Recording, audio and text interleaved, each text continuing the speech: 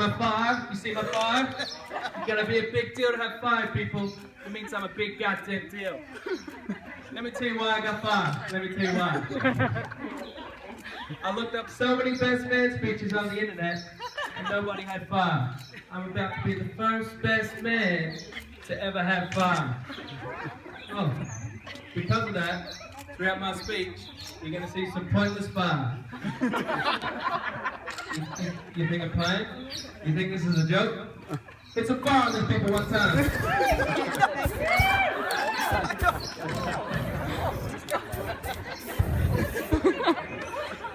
One burst, guys, like we practice.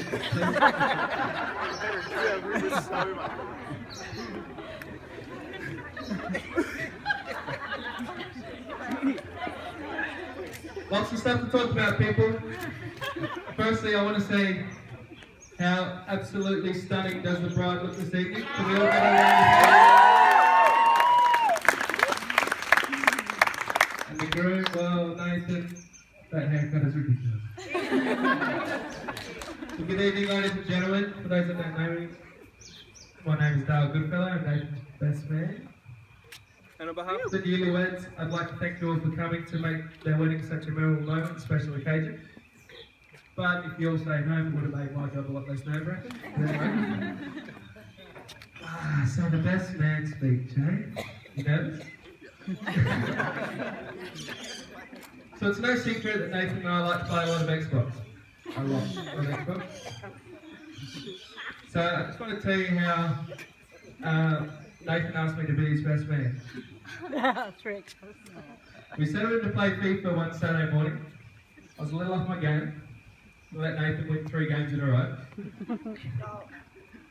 And I hate losing. A lot. Especially with Nathan if he doesn't let it up. Alright, so Nathan was clearly in a really, really good mood because he was beating me. He stopped just before the next game and he said, "Hey mate, will you be my best man?" I was fuming and I didn't know what to say. I took my headset off, took 3 deep breaths, put my headset back on and said, "Sure mate, I'd love to." Knowing full well that we could get all the revenge we wanted to on him at his Bucks party. And I think we succeeded, right lads? How's that butt cheek, mate?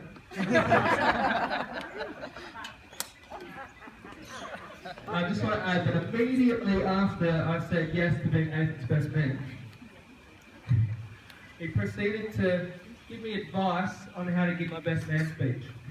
Like straight away. That was the next sentence. He goes, Dale. I don't know why he talks like that. You can't use cue cards. Make eye contact with people. Don't be drunk. Oh, you have a microphone so you have to work the room. What a wanker. Hit some fire on these people one time.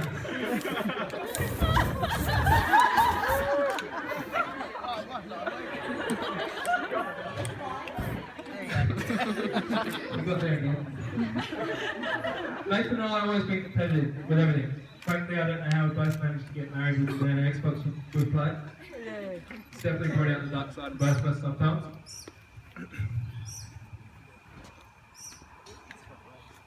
Oh yeah. While we're on that, I won this race because I got married last fortnight. So pay up.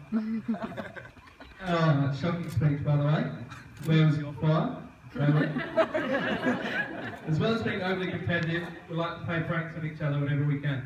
Oh no. One of my favourites was giving Nathan back his prized possession singlet that he left with me in Queensland. Oh no. And I gave it back to him framed and spray painted Crows colours, and I hung it above his TV when he got home from work. You should have seen his face. It's a fire with people one time.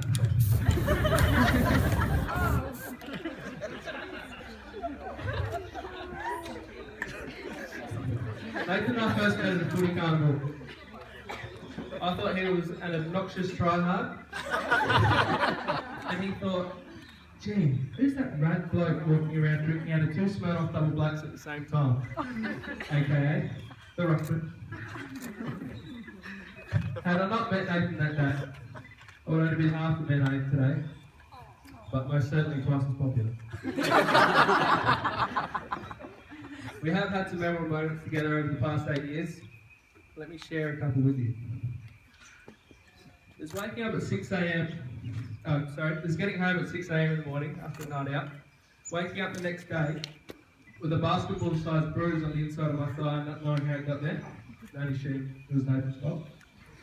There's the hospital pass Nathan kicked me in footy, where I got crunched by 2 opposition players and broke my ankle a week before the finals.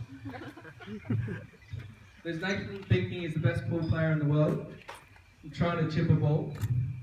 He chipped the ball alright, but he chipped it straight off the table and smacked me in the eye. There's also Nathan parking out early from a boys' night because he couldn't keep up with the pace. He got my house key and went back to my place. I lived with my parents at the time. Unlocks the front door, stops, turns and throws the house key over the next door neighbour's fence. Great belief. Looking back at it all now, I really don't know why I hung out with you. And I'm so glad I moved away to Queensland. Guys, can we hit some depressing fire on these people?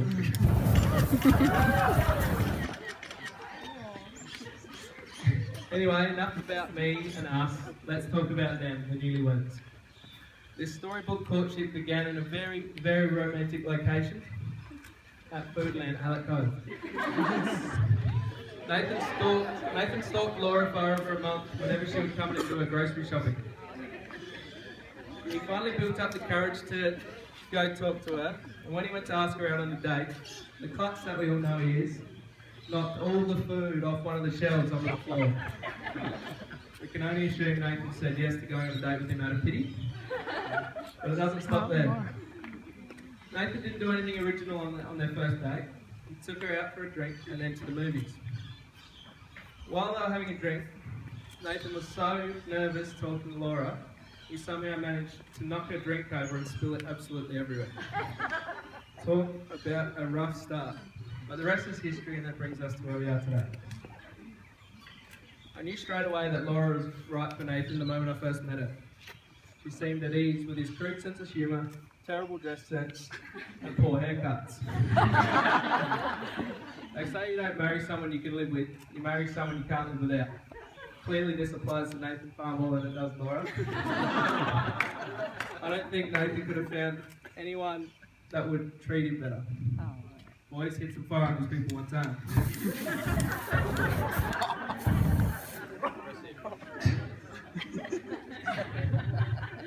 All jokes aside, you guys are going to be great together. The way you look at each other, I can tell you're meant to be together. Nathan, it's a real honour to be been chosen to be your best man today. We truly have had some unforgettable moments together. I admire so much about you. You really are a great bloke and a top-notch mate. I admire your generosity and your determination, everything except for your Xbox and footy skills. To Laura, you are an extraordinary woman. You are a strong, fun-loving and compassionate person that can accomplish anything you put your mind to. I wish you all the very best in your future together, as I know it will definitely be a long and prosperous one. On closing, I'd like to ask everyone if they could raise a glass with me to the newlyweds, Nathan and Laura. Get some fire and people one last time. Thank you.